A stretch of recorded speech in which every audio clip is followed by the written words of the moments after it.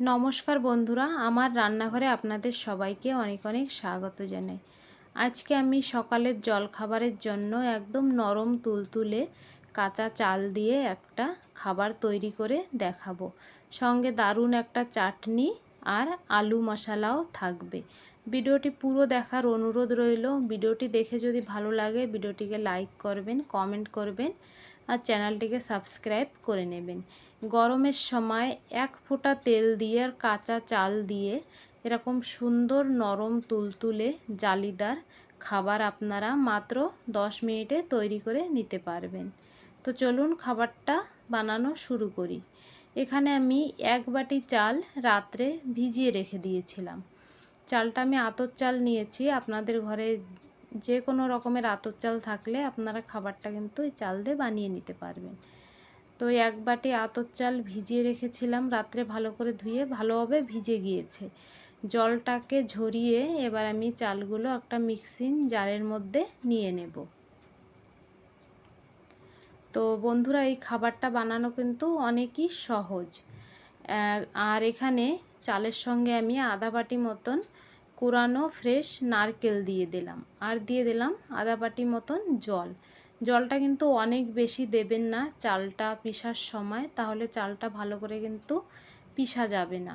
আর এখানে চালটাকে কিন্তু ভালো করে একদম মিহি করে আমাদের পেস্ট বানিয়ে নিতে হবে। এইভাবে একদম যেন চালটা দানা দানা না থাকে, ভালো করে পেস্ট বানিয়ে এইভাবে নিতে হবে।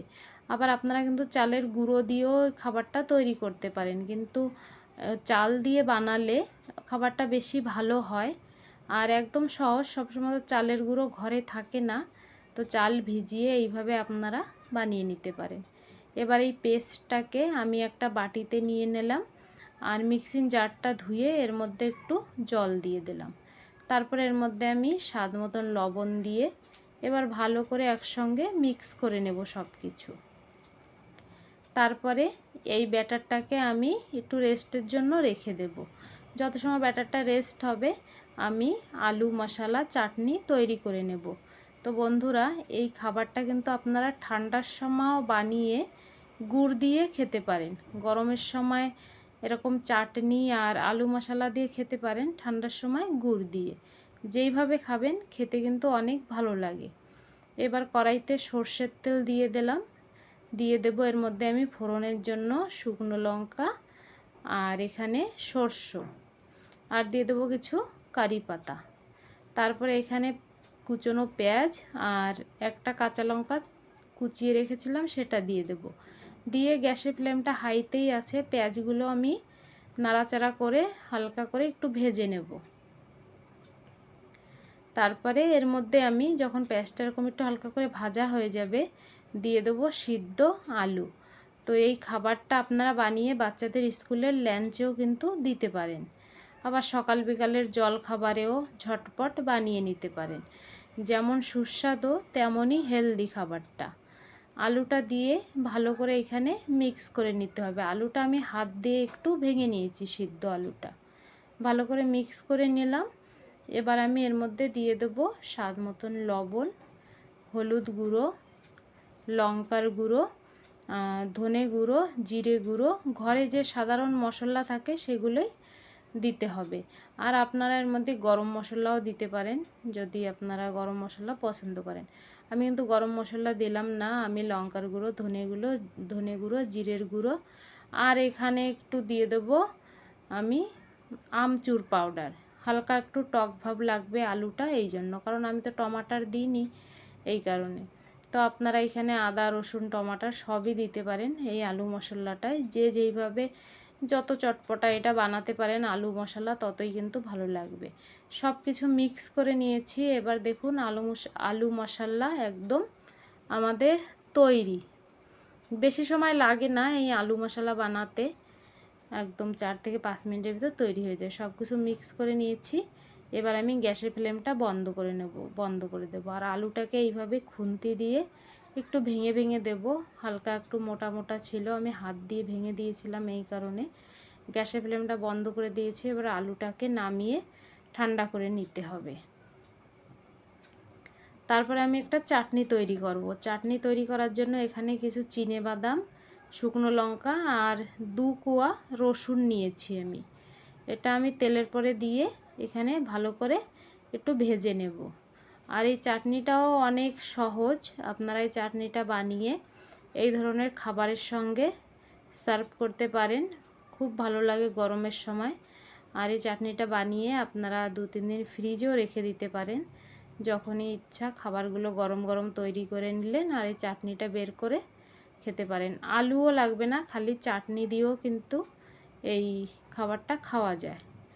সব কিছু তুলে নিলাম এইভাবে ভেজে। এবার এইখানে আমি নিয়েছি একটা টমাটারটা কেটে নিয়েছি পাতলা করে। এর মধ্যে দিয়ে দেব সামান্য একটু নারকেল কোড়া, আর দিয়ে দেব এই ভাজা চিনেবাদাম, রসুন আর শুকনো লঙ্কা, আর দিয়ে দেব এখানে স্বাদ মতন লবণ আর একটু জল দিয়ে একবার ঘোরালেই চাটনিটা একদম তৈরি। আমি এখানে টক ভাবের জন্য টমাটারটা দিয়েছি, আপনারা যদি টমাটার না দেন তাহলে একটু তেঁতুল বা একটু লেবুর রস দিয়েও চাটনিটা তৈরি করে নিতে পারেন। টমাটারটা দিলে কিন্তু চাটনিটা একটু বেশি হয়, খেতেও ভালো লাগে আর একটু টক ভাব আসে, অনেক ভালো লাগে। চাটনিটা একদম তৈরি। একটু জল দিলাম মিক্সিং জারটা ধুয়ে। এবার এটা কিন্তু তড়কা লাগিয়েও খেতে পারেন, আবার বিনা তড়কাতেও খেতে পারেন। আমি একটু তড়কা লাগাবো, এই জন্য সরষের তেলের মধ্যে কারি পাতা, হিং আর সরষে ফোড়ন দিয়ে এইভাবে তড়কা লাগিয়ে নিলাম। বাস, চাটনি আমাদের একদম তৈরি এই চাটনি। এবার আমরা খাবারটা বানানোর দিকে যাব। তো বন্ধুরা, এখানে দেখুন ব্যাটারটা আমি ঢাকা দিয়ে রেখেছিলাম, ব্যাটারটা খুব সুন্দর একদম সফট হয়ে গিয়েছে আর অনেকটাই ঘন। তো এখানে আমি আরও জল মেশাবো। তো বন্ধুরা, আমরা 1 বাটি চাল নিয়েছি আর এখানে প্রায় 2.5 বাটির থেকে 3 বাটি মতন জল দিতে হবে। আমি জলটা নেপে দেখাতে ভুলে গিয়েছিলাম আগে, তো আপনারা এইভাবে করে নেবেন। যেমন 1 বাটি চাল হলে 2.5 থেকে 3 বাটি জল দেবেন। আর ব্যাটারটা দেখুন এরকম একদম পাতলা ব্যাটার হবে, একদম কিন্তু ঘন ব্যাটার বানানো যাবে না, একদম পাতলা ব্যাটার বানাতে হবে। তারপরে ব্যাটারটা আমাদের একদম তৈরি। এখানে আমি একটা কড়াই বসিয়ে দিয়েছি, কড়াইতে 1 ফোঁটা মাত্র আমি সাদা তেল দিয়েছি। এবার এই সাদা তেলটা টিস্যু পেপার দিয়ে এইভাবে মুছে নিতে হবে। আর সাদা তেলটা কিন্তু কড়াইটা গরম হলেই দেবেন, কড়াইটা গরম করে তারপরে তেল দিয়ে এইভাবে টিস্যু পেপার দিয়ে ভালো করে মুছে নেবেন। তারপরে ব্যাটারটা যখনই আপনারা কড়াইতে ডালবেন ভালো করে কিন্তু এই হাতা দিয়ে উপর নিচে করে নেবেন, হিলিয়ে নেবেন, না তো কী হয় চালের গুঁড়ো কিন্তু নিচে দলা পেকে যায়, উপরে জল জল থাকে। এই কারণে ভালো করে হাতা দিয়ে হিলিয়ে তারপরে এইভাবে কড়াইতে একদম হালকা করে ছড়িয়ে দেবেন। আর 1 থেকে 1.5 মিনিট এখানে মিডিয়াম ফ্লেমে রেখে দিতে হবে। মিডিয়াম ফ্লেমে ঢাকা দেওয়ার দরকার নেই, এইভাবে খোলা 1 থেকে 1.5 মিনিট রাখার পরে উপরে আমি একটু হালকা ঘি ব্রাশ করে দিয়ে নিয়েছি। ঘি ব্রাশ করলে কিন্তু খাবারগুলো খেতে অসম্ভব টেস্টি হয় বন্ধুরা। তো ঘি ব্রাশ করে নিয়েছি, তারপরে এইভাবে পাল্টে দেব। দেখুন খাবারগুলো কত সুন্দর হয়েছে, একদম নরম সফট। ঘরে যদি বয়স্ক লোক থাকে তারাও কিন্তু খুব সহজভাবেই খাবারগুলো খেয়ে নেবে। তো এইভাবে আমি সব খাবারগুলো দেখুন তৈরি করে নিয়েছি। আমার সব খাবারগুলো একদম জালিদার হয়েছে আর একটাও ভেঙে যায়নি। দেখা যাচ্ছে বন্ধুরা কত সুন্দর, প্লেটটা একদম ভরে গিয়েছে। আমি আপনাদেরকে ছিঁড়ে দেখাচ্ছি কতটা নরম। দেখুন ঘরে যদি বয়স্ক লোক থাকে, বাচ্চারা থাকে, একদম খুব সহজভাবে খাবারটা খেয়ে নেবে আর খেতেও অসম্ভব টেস্টি। আপনারা যদি আলু মশলা তৈরি না করেন, খালি চাটনি দিয়েও খাবারটা আপনারা খেতে পারবেন, সস দিয়েও খেতে পারবেন বন্ধুরা। তো গরমের দিনে এই ধরনের খাবার একবার হলেও বানিয়ে দেখবেন।